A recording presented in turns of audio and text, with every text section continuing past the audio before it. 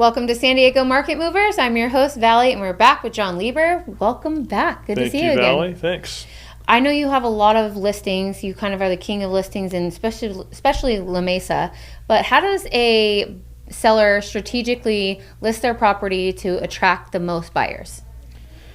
I think that's the question of the day right now, or the year, or the time period that we're in, because it's not a couple of years ago when really all you had to do was just throw something on the market and it would sell. And I think it takes more strategy now. So I've always said, for all the years I've been in the business, you either have to compete on price or product. So you either have a better house than the rest of the houses in the neighborhood, or you're priced more attractively. And sometimes you can't control your product. If the house isn't great compared to the other listings, you have to compete on price. So so much of the time now we see list price that starts too high, and then just numerous price reductions, and then you end up getting less anyway. So I would say, to compete, you really need to list your house under market value, and you will get overbid in that situation.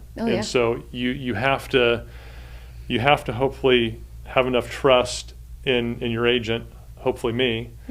But to list it under, you don't have to take any offers that come in. You're not obligated to, but let this strategy play its course. Make it appear great, but list it under market by maybe 5%, and then you'll see what happens.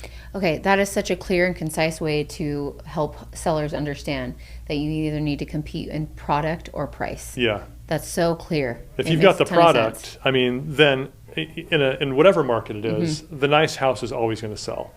But it's just when you can't compete because your house isn't as good as some of the others, you really have to still make it look good, but compete on price. Makes so much sense to me. Thank you so much for sharing that piece. I'm going to carry that with me as well. Appreciate it. Thank you. Thanks, guys.